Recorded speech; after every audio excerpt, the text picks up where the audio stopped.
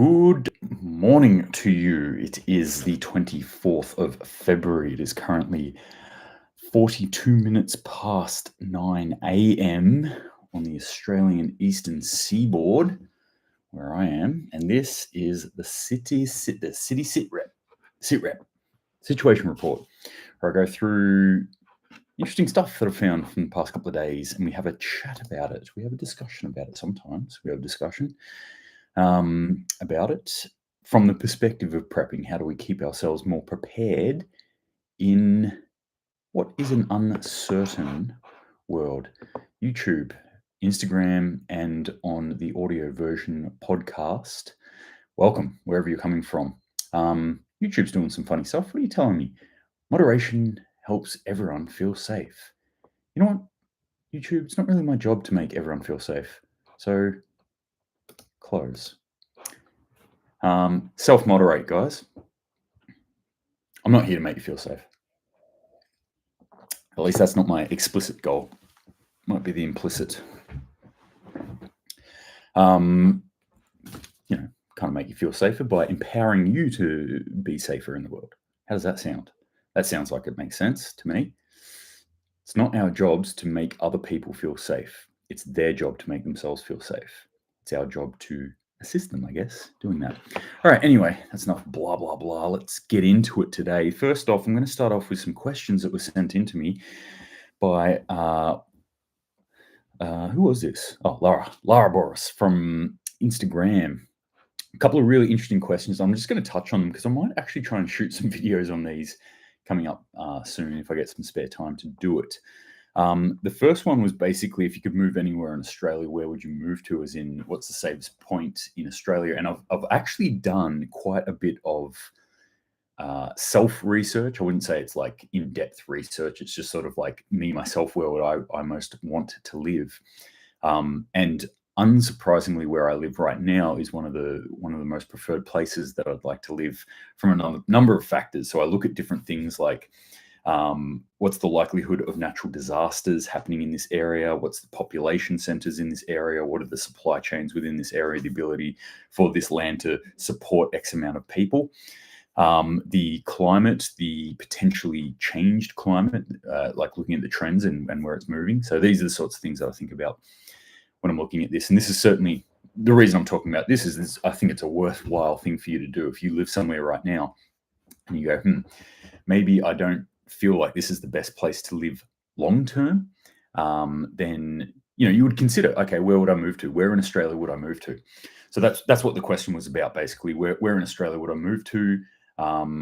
My assessment is, on the eastern seaboard, I think is personally, like, it's a bit of a no-brainer in Australia. Most of the rest of it is desert, apart from a small part in around Perth in Western Australia. There's obviously tropical areas, but I'm not personally very well adapted to tropical areas. So it's not like, that's personal preference. If you want to live in tropical areas, you go for it. I'm much more temperate. I don't mind the cold. And so that's kind of the latter, or the bottom half, the southern half of the eastern seaboard is what I'm looking at primarily. So that's why I've situated myself in these areas. But then climate for growing food is also a concern. Amount of water that we can access is also a concern. Elevation might also be a concern for you. So, and then natural disasters as well. So earthquakes, Australia geographically is a relatively solid continent or island or whatever you want to call it. So across the board, you're not gonna experience a lot of earthquake type activity, volcanic activity. There's not a lot of that as a big threat. Got to think things like cyclones. So again, that's one of the reasons why tropical locations for me is not that tasty. And I have lived up in those areas, subtropical and tropical areas before, but it just didn't really float my boat. Not that I'm totally against it. It would just be something that I'd have to deal with, I guess, and would plan for accordingly as it came to cyclones. But I live a little bit inland and I live up high as well. So I'm actually 670 meters above sea level, which to people in other countries, you might listen to that and go, that's pathetic. But in Australia, that's actually quite high. That's one of the highest Places you can actually live, like in a town or something, they're higher, definitely. But I would say where I live is probably in the top 20, 25 height-wise, elevation-wise. That has pros and cons, definitely. Soil as well is a big thing, but soil, I kind of I put that in a second or third category of importance to me, because I know I can regenerate soil and I know I can build up soil over time, given enough time and appropriate resources, I guess. So yeah, for me, my assessment basically came down to this: anywhere from about Wollongong, which is south of Sydney, down to the pretty much the southern peak of the eastern seaboard, where it actually turns, where you've got the start of Victoria and it turns towards Melbourne. Anywhere along that coastline, I think, is good if you want to deal with things that are coastally related. If you go a little bit further up and you're talking, this might mean nothing to you, but Wollongong to Bega, or Wollongong, even if you want to really shorten it, to Maruya, you've got an escarpment that comes up, and that creates its own sort of mini climate within there. You've got the ocean that's coming in, it's hitting rapidly rising ground, and it kind of creates its own little subclimate that goes in there. So look up Moreton National Park and everywhere up and down around that area. I've experienced a lot of that area, spent a lot of time out in the bush there, and it's definitely some of my favorite places in Australia to hang out in. A good amount of farmland in and around there too. I live up on top of that escarpment, just over the mountain, so I'm a bit higher. If you're thinking really tinfoil hat, crazy prepper, pole shifting type activity, which, we are seeing polar excursions. So it's not beyond the realm of possibility. And there is evidence to suggest that we have had several pole shifts within the geological evidence that we can look at right now. We can kind of make this jump to go, okay, we can see that the poles have moved or shifted before. The effect that may have on the Earth is a huge amount of flooding. And so if we think about massive tsunamis to the extent that we can't even really fathom nowadays, not like earthquake tsunamis, like the Earth spinning and then kind of stopping like a plate of water, and imagine what a plate of water does. Massive push one way, then slosh back, and then a settling. It would definitely benefit to be higher up at that point. And, who knows, the whole global climate change, warming, all that kind of blah, blah, blah, ice caps melt and sea levels rise and stuff like that. That's why I don't really, I wouldn't assess a place that is at sea level to be necessarily too safe. And we're already seeing effects of that throughout the world at the moment, where certain places are finding it harder and harder to stop the ingress or to mitigate the ingress of sea or sea level rise or water coming into their areas. So long answer-ish, I know, but at the end of the day, it's where you feel comfortable. It's where you can grow food. It's where you can access water, where you can build shelter. They're the metabolic needs that a human body requires. And so they're the things that I'm thinking about. But then I'm looking at weather patterns and how they are changing over time. I'm thinking about distance from humans as well. So I live an hour away from a large city, the capital city. But that is very variable. Living an hour away from Melbourne or Sydney is different from living an hour away from Adelaide or Darwin or Canberra. If you lived an hour away from any of those latter ones that I just talked about, you're in the middle of nowhere. If you live an hour away from Sydney, you're still in Sydney. You're still surrounded by people.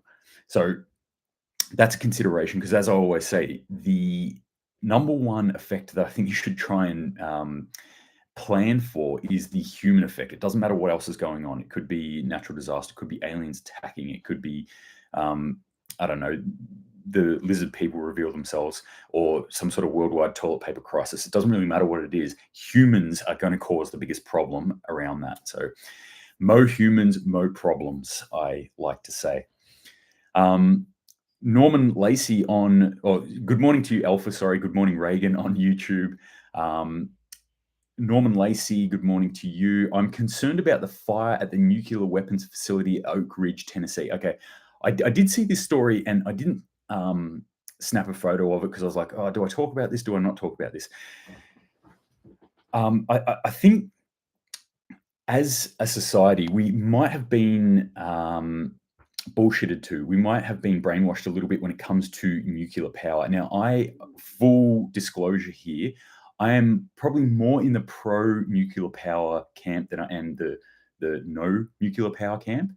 And that has definitely changed over the years as I have tried to do more research into this. But this is my personal research, and I might have gone down the wrong rabbit hole, and I could have found the wrong stuff, and I might have been brainwashed the other way. But I was definitely very anti nuclear power, nuclear anything for a while. And now I've come to the other side where I'm like, I think nuclear power is actually, with the technologies we have access to at the moment, really the only realistic way we can have a no emission, energy filled world that we're used to at the moment. So one of those things is the difference between a nuclear bomb going off and a nuclear power plant, the difference between nuclear materials and how they're actually treated, how they're stored. And then this stuff sort of like you see on the news, oh, there's a fire at a nuclear weapons facility. You can look at that and just go, oh God, this is it. Fallout 4, Fallout 5, it's happening. Mutants, right? Everything's gone bad. Radioactive fallout just going throughout the air. No, not really. Like, just pump the brakes on that and actually start to look into this. Would that actually cause the problems that we think it would cause? There's a lot of bullshit out there when it comes to nuclear, people talking about this, depending on what is actually burning here. But there are some nuclear materials that you could literally set on fire and it would do fuck all. There are nuclear materials out there that you could have sitting in a stream and people downstream would feel no effects from it. And then the actual realism. Oh, here's a really interesting stat. I'm reading a book at the moment called Apocalypse Never, which is a fascinating book, and especially if you're a bit, not drinking the Kool-Aid when it comes to the climate change alarmist. This is a former climate change activist / alarmist who through research has found that a lot of the stuff that they're talking about is not correct in any way, shape, or form. And so he starts talking about nuclear. And one of the interesting points he puts out is he goes through all these things. The amount of people that died in the past year or so who were from walking was like 200,000 people. This is US stats. The amount of people that died in vehicles, 1.9 million people died from vehicle accidents. The amount of people that have died from nuclear, confirmed deaths from nuclear power, like as in energy generation and things that have gone wrong. So this includes, of all time, Chernobyl, 3 Mile Island, Fukushima. The number of people that have been confirmed to be killed from that, around 100. So just pump the brakes. Think about how many people die right now because we burn wood. A lot of countries burn a lot of wood and take in wood smoke. So pollution. A lot more people are dying from that. So again, I read these stories and it goes, problems, fire, nuclear, mix those two together, bad.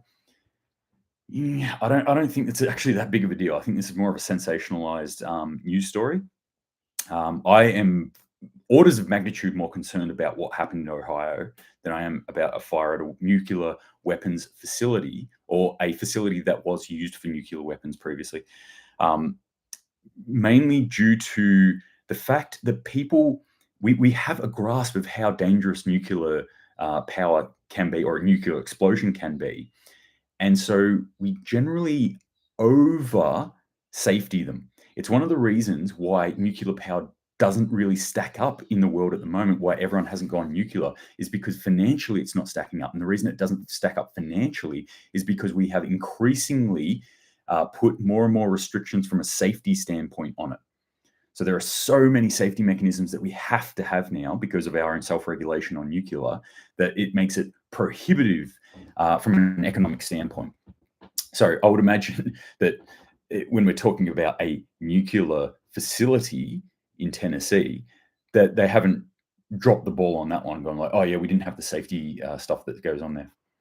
Just to give you a heads up too, That 3 Mile Island one, and most people would have, if I say 3 Mile Island, you'll know that, there was a nuclear fallout event, like a meltdown in one of the reactors there. 0 deaths from that. 0 deaths. And I was reading this particular story, Norman, this morning, and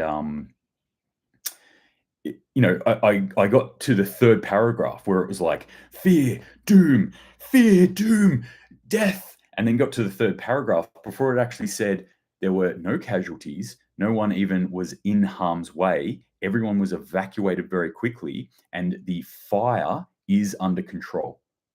So again, read beyond the headlines of these sorts of things, and I think it'll elucidate a little bit more information on what's actually happening there, and do the research on nuclear. Like, I might be totally wrong, and I'm always willing for people to write into me and say, "Hey, you are a dickhead. You don't know shit." No, don't say that. I get very upset when people talk to me like that. But go, "Hey, have you thought about this when it comes to nuclear, or this when it comes to nuclear?"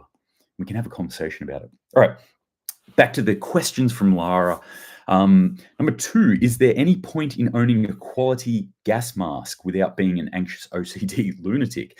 But just out of curiosity, because ultimately, even if you happen to have one around, what's the chance you'd be in the place / at home where you actually have it near? Which is a great question, and one that I ask myself all the time, because I love gas masks. Right? I've got several gas masks. But I do use a lot of gas masks. Here's what I usually say: with any sort of equipment that you're going to buy, you're outlaying resources for these sorts of things. Be smart about it. I've seen way too many people blow a lot of cash on things that I'm like, are you ever going to use that?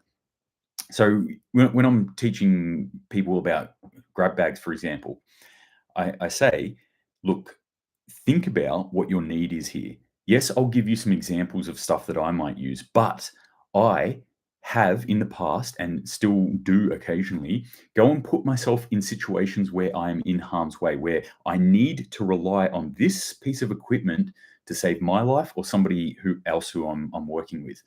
So I don't skimp on the money on that.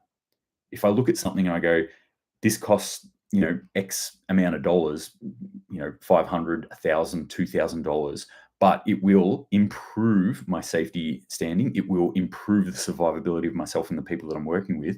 Then yes, I will outlay that. But if you're building this thing and you're just going, oh, I've got a grab bag because, I listened to Gads on Ragnarok Survival and he said, have a grab bag. If it's just sitting by the front door in a cupboard somewhere for months at a time and you don't use the stuff in it, maybe just get the stuff from Aldi or, on bargain at Bunnings or something. Don't necessarily go and spend all that money. So same thing with gas masks, okay? You can go and buy really good gas masks out there, like companies like Mirror Safety, MSA, Parcel. All these guys are putting out military quality gas masks. Do you need a military quality gas mask? Yes, they look cool, but do you need it? So I also have gas masks from like other companies like 3M or Sandstrom or Moldex. And those fall into the category of something that a tradie would use if they needed to do something. And I use them just like that. If I'm working and I'm like sanding down some wood or something like that, I'll put a gas mask on. The other day, I actually had to spray out a room, and I don't like being around aerosol spray stuff like that. It kind of messes with me. And I was like, oh, hang on, I've prepped for this. Gas mask on, spray away. So that's the sort of stuff you need to think about with gas masks. I do have several in different places. The only other thing I'll talk about that, because you're 100% correct. If you've got a gas mask, mine are in my garage or several here or some in my grab bags because I've got many. But then I assess what equipment I need to be taking with me. So if I'm operating in and around a city, then or probably more likely that I would take some form of gas mask of various different kinds. Being that there's an increased chance that I might be in and around protests, riots, stuff like that. So it's something to think about. It's something to maybe look at having stored in your car. It really depends on what your situation is, what you're living with, and what you think you might get into, and what you can afford, obviously. Just quickly catch up on some of the comments here. Peter Rouse says, get a stack of filters if you are going to have gas masks, and make sure to use standard. You've got 400 mil, but I'm assuming you mean 40 mil NATO filters. That's the size of the actual screw. So there's a certain amount a screw. You can get bayonet fittings as well. There's some like sort of personal or company ones that use their own version.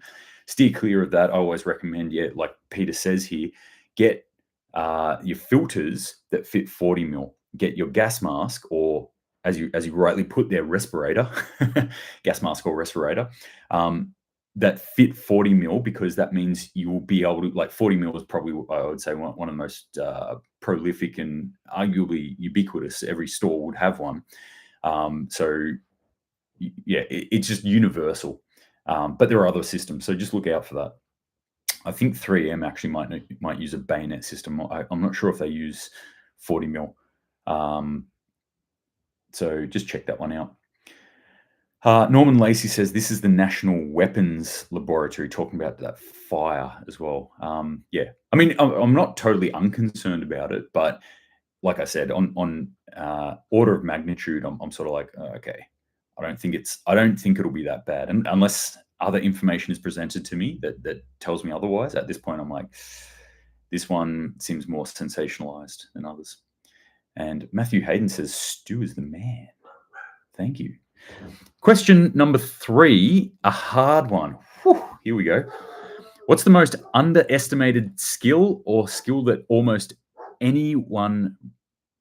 no one really has, that they need in a crisis, either conflict or natural, both physically, inner-wise, and practically? What skill would you need that almost no one has? This feels like it should be an Instagram reel.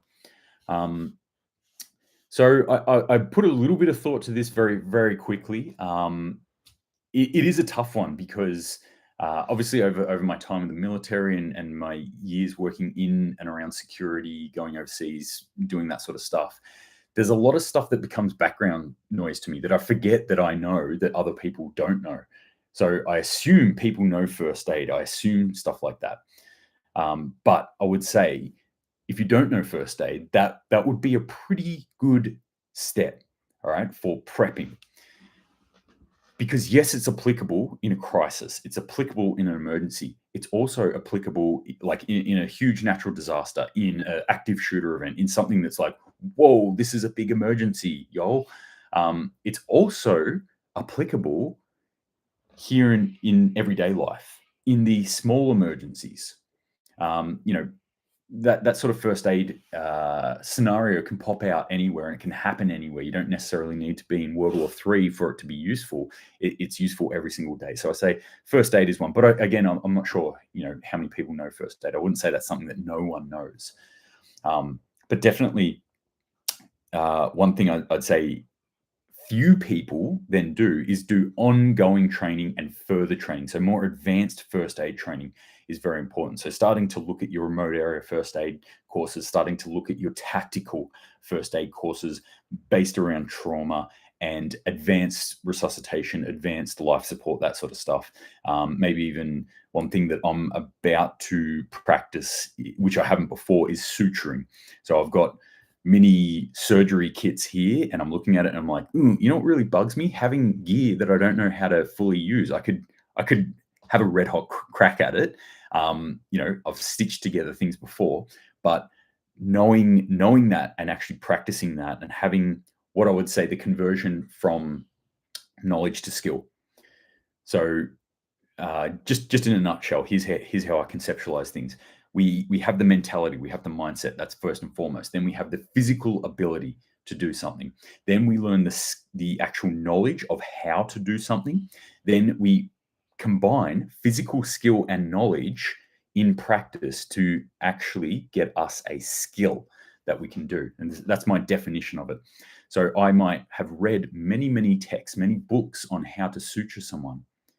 So I have the knowledge. I have the physical ability to do it, but I have not combined those two yet to have the skill of suturing a human being. So that's something that I'm practicing, and I'm in a very fortunate position that my brother is a doctor, and a prepper and a security expert as well, that he can teach me. So whoosh, lucky me. But that's the sort of stuff that I'm talking about, is that you can actually look at those sorts of things, and definitely that first aid is a big thing. Matthew says fitness is a big one. Peter Rouse says physical preparation is the most neglected prep, and I don't disagree with this at all. One of the reasons that I decided to actually, like, there's many reasons why I decided to start doing this, because I've done this shit for years, and I never felt the need to get in front of a camera and tell other people about it. I was like, you do you, I'll do me, I'll be prepared. But times change, people change, and now I am willing to do this. It was just between you and me, it was a big step. I really did not want to do it for many years, and finally got over whatever block was stopping me from doing it, and now I do this, present this sort of information. One of those factors was I got a little tired of watching. I watch a lot of preppers. I take in a lot of information. As far as I'm concerned, every day is a school day. I'm not the world's font of knowledge on everything, and I'm always learning. So I always want to watch other people and what they're doing. I'm looking at a lot of preppers, and I'm going, cool, you've got this gear, man, but like, if you put all that gear in that backpack, I'm thinking that's probably about 25 kilo. If you put that 25 kilo pack on your back, I don't think you, with your weight and your knees, are going to make it very far. to be honest, that's what I was looking at with a lot of these prepper experts that were out there this is going back a few years. They're obviously getting a lot better now. I think people are starting to cotton onto it that physical preparations should be one of the foundations of your preps. Okay, gear, great. Knowledge, books, learning, courses, also awesome. Axes, a must, but also a must, your physical ability. How capable are you? And one thing that I like to try and teach people is, when it comes to emergency situations, it's kind of like you have options. Okay, you have options, but these options are limited by what we have with us, and it might be limited by the equipment that I have, but it's always going to be limited by the physical ability that I have. If I haven't done it in many years, but I used to practice a lot of like parkour, free running type stuff. So that created an option for me, where if I was caught out in an urban environment, I would be looking at a 10-foot wall and I'm going, that's my escape plan. Whereas a lot of people would be looking at a 10-foot wall and going, I'm stuck. Like, I'm not getting anywhere. So that's what I'm talking about. Just as a rough example, physical preparation is probably one of the most underutilized preps and forgotten about preps. So physically, inner-wise, and practically. All right, so I think I've hit practically with first aid stuff. I think I've hit physically with physical stuff. Inner-wise, here's one thing that I think a lot of people forget about. Testing your preps, testing your resiliency, putting yourself in an uncomfortable position and learning kind of how to be comfortable there for an amount of time. This I actually describe to people like, say, I was in the special forces, and people go like, oh, you would have had to be super fit. And I was like, no, I actually wasn't super fit. I'm probably fitter, maybe not now because my body's getting a bit older, but I was definitely fitter after I got out of the army because I had time to train. When I was in the special forces, I did not have time to concentrate on my physicality. I did what I needed to get by, but I was shooting and I was like working on pack stuff, and we were thinking about tactics and we were always practicing stuff, and it was like you get fit enough to do the job, but like I wasn't out there running 10Ks. I would die if I ran 10Ks, to be honest, when I was in the army. I could pack march all day, but yeah, I wasn't that physically fit. What I say, the key point for me in being special forces was learning to be comfortable with discomfort. That was it.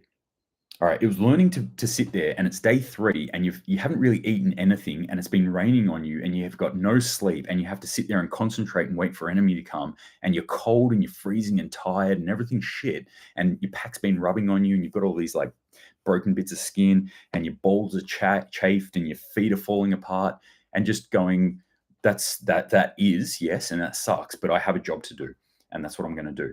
That is the thesis, I reckon, of special forces.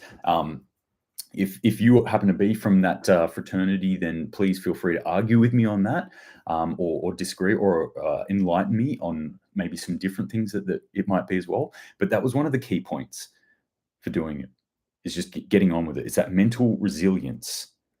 It's not superhuman. I'm a very normal human being. I'm not beyond anyone else. It's not that ability is not beyond anybody, any other human on the face of the earth, because I know this, because this is what human beings would have had to have done to survive for hundreds of thousands of years as we evolved into what we are. So this is all within us, this ability. But we do need to practice it. This world, I'm very comfortable. I like comfort. I like putting my feet up. I like cracking a beer. I like watching TV shows. I'm, in fact, very fascinated by TV shows from the perspective of I like to see what the psyche of our society is and where it's going. But, these are all comfortable things to do. Every now and then, getting outside of your comfort zone and pushing it. That's the one mental thing or inner sort of strength that I think that we should all practice. In fact, I did a I did a video on testing your preps, okay? And I woke up at like 2 a.m. or something. I grabbed my grab bag and I went out for a 20K walk in the middle of the night. It was cold, freezing, wet. Then came back, like went out 10Ks, came back 10Ks. And it was about testing that. It was testing it out and going, okay, what's in my pack? What can I use? How does this pack sit? How do my feet feel? It was actually about testing the prep of mental readiness, of resilience, of being ability the ability to kind of do it. Because I didn't have to. I didn't have to wake up at 2 a.m. and go for a walk in the dark by myself. But that is the prep that I was testing. And it was very funny, like the comments that then came in, people were like, you didn't set up camp. I didn't see you test any of your preps. All you did was go for a walk. And it's like, that's the point. Do you need to see a video of somebody setting up another fucking tarp? Because there's a million of them out there. Or you could go set up a fucking tarp. Do you really need some bearded tattooed dude to tell you how to fucking set up a tarp? Or do you need somebody who's going, hey, here's something that we can all test. Our physical ability doesn't actually require any equipment. Get out there and test it. So that's testing your preps. That's that inner resiliency that I think is overlooked a lot of the time within the prepping community. So thank you very much, Laura, for those questions, sending them through. I really appreciate questions like that. If I do get time, I will try and maybe shoot some more videos on these ideas, because they're really, really good ideas, I think. Hey, Chris Fleming. Hello, James Boljevic. It's a bit of a joke. He's one of my best friends. He says, hit the like button, peeps. What are you doing? Hit that like button. Hit it. Yeah. One other, we'll delve into this. One other little interesting thing that Lara pointed out here was, stories that I often put up, and people go say that's not true. It's false news, fake photos, it's fear mongering, all this sort of stuff. They can't see it happening where they are. It's all a conspiracy. What do I think about that? When people go to me like, this shit's just conspiracy theory shit, what you're talking about. I think of it like this. I have some information that I, from my personal experiences, think is truth and think is right. And if you want it, you can have it. You can have my perspective with full knowledge that it is just my perspective.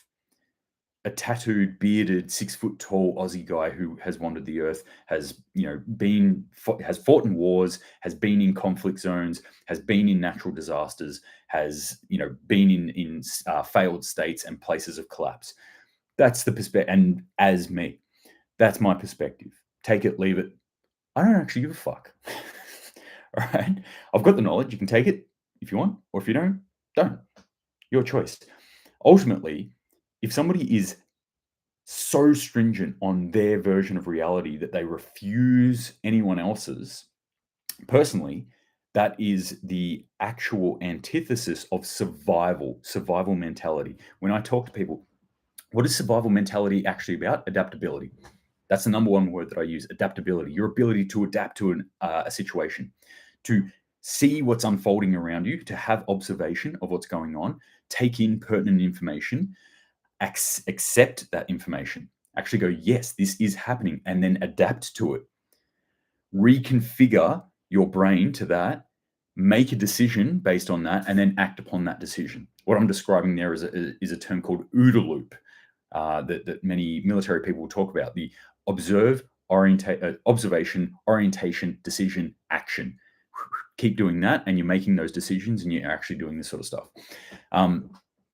You can observe, people can observe, but they cannot, if they don't orientate themselves to that information, they will make an incorrect decision or no decision at all, and it will result in poor action or incorrect action or no action at all, which decreases survivability, in my perspective. But it's not just my perspective. I do read a lot on this sort of stuff. I read a lot of the books that I recommend to people. Go through the books. I read case studies. I read police reports. I read after action reviews on this sort of stuff. And I'm looking for commonalities. And one of those commonalities that I see is just this: sentences like, "I didn't think that this could happen here," or "This sort of stuff doesn't happen in our town. I didn't understand what was going on." People don't drive down Burke Street Mall in Melbourne. People don't walk into Lint Cafe with a gun. People don't drive into Christmas markets in Munich. People don't bomb concerts in Manchester. People don't shoot AK-47s in through Paris cafes windows, so on and so forth. You see this sort of, they refuse to adapt to the reality that is clearly being presented to them. Reality is saying, hey, here's some danger and death. Do you want to adapt to that? And they're going, no, thanks. Nope, not today. I'm okay. That's fine. If you don't want to accept reality, you can not accept reality. We live in that kind of world where you can do that. However, you cannot not accept the consequences of reality. So you can say, no, there's not somebody bursting into this Colorado cinema dressed as the Joker, throwing grenades and shooting into the crowd. You can say, no, I'm at a country concert in Las Vegas. Somebody wouldn't shoot from a window, although did they? Dun, dun, dun. That's not happening. But what you cannot say no to is, no, that 762 going through my body that's not happening. Or 762 doesn't go through my body, because it does. It's the great equalizer. Like I like to remind people, gender, skin color, all that sort of stuff doesn't really matter. We're all red and gooey on the inside, and bullets have pretty much the same effect on every human being on the face of the earth. So we have to accept that. Where was I going with this rant? Observation. Oh, that's right. Yeah, when people say conspiracies, this is all just conspiracy stuff. Well, I'm not listening to you. You're a fearmonger, blah, blah, blah. I'm like, cool. All right. If you're not at the space where you want to take on this information, that's fine. In reality, not everyone's going to survive this zombie apocalypse. All right. When people are really vehemently like, you're an idiot, you're lying, this is fake news, blah, blah, blah. And I do get comments like this, especially on YouTube. I don't really respond to them. I just go, cool, like, good luck if something goes wrong to you. That's all I can say, because you're going to need that luck. In my experience, I try and downgrade the amount of luck that I need by increasing my preparedness. That's how I'm choosing to live. But at the end of the day, the zombie apocalypse comes. I know these people are the first people that are going to die. So that kind of alleviates my anxiety about what they have to say. I'm like, well, long enough timeline, friend. You ain't going to make it. Yeah, at the end of the day, smile, nod, continue doing what you're doing. If you're preparing, then you're the kind of human being that I respect and I want to hang around with and I want to talk with. If you're not, I'll hang around and talk with you, but if push comes to shove, I ain't looking after you.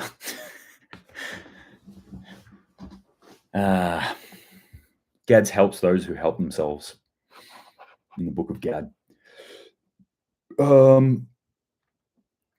Peter Rouse says, I'm currently writing book on physical preparation for survivalists and preppers. Great idea. Good idea. I've been thinking about doing that myself, but just haven't got around to it. But yeah, really good idea. I've been thinking about this a lot about this actually. Looking at tactical athletes. Of course, I've got the sports and exercise background, so I tend to go a bit nerdy on these things. But what are the movements? What are the skills? What are the requirements of people who are in survival situations, which is pretty broad space. But yeah, what does create the ultimate survivor or the ultimate human being, really, in reality? I started watching a show last night on Netflix called a Korean show called Physical 100, and I'm finding it kind of fascinating. Actually, they've got 100 people from various backgrounds who are fittest in their space. So there's everything from gold medal winning athletes to fighters to CrossFitters. There's an MMA fighter in there. There's an actor. There's models. There's all these different peoples from different walks of life. There's a car salesman who's just like a bodybuilder, like a unit. All these different walks of life, and they're trying to figure out like who is the ultimate physical person. Like, I'm interested to see what tests they actually put these people through. I've only seen one test where they just had to hang off bars. They had 50 people hanging off bars, and it was fascinating watching these people hang out for like, I think the winner was like 15, 18 minutes, something like that. I was like, damn. Yeah, crazy. Chris Fleming says, hi. Peter says, the problem with conspiracy theories is that they keep being proven true. I mean, the word conspiracy theory has been synonymous with crazy, I guess. That's not the meaning of conspiracy theory. It's not necessarily something that's wrong. It's a theory about a conspiracy, meaning that there is a group of people, more than one people, that have a plan that are enacting in a covert way. That's purely the definition of a conspiracy. So if you've got a theory that there are people who are working behind the scenes about something, yes, that's a conspiracy theory. There's nothing crazy about that. It's just a theory. So the fact that they're coming, a lot of the conspiracy theories are actually turning out to be true. Yeah, theories do. Like, it's a hypothesis and it's being tested, and the test is being found out to be correct. All right. I've got a bunch of stories that I haven't even talked about because I just talked about these questions, but I think that was a pretty fascinating SitRep anyway. Peter Rouse says, I also have a PhD in the field. I'm assuming exercise, movement, physical sort of stuff. Is that your PhD? I do notice that Peter Rouse PhD is your Instagram handle. Is that what the PhD is? I always suspected it was either as a nuclear physicist or as a neurosurgeon. That was my two theories, but maybe I'm wrong. All right, I'm going to cut it there. I might try and do another SitRep either this afternoon or tomorrow to catch up on all these stories, because there's a whole heap of stuff that's going on in the world right now that probably would benefit us to know about. But that's it for today. Hopefully there was something in my ramblings that was helpful. I really appreciate every single one of you for joining today, and listen to Bulge and hit the like button. All right, he's telling you. Plus, you don't want to get on the wrong side of Bulge. Okay, he'll fuck you up. No, thanks very much, everyone. Really appreciate it. Yeah, hopefully there was something in there today that was handy for you, that helped inspire you, or at least reinforced what you're already doing. Make sure you get out there, work out today. As always, try and get in the garden, keep prepping, keep your eyes open. And until next time, my friends, Semper Paratus.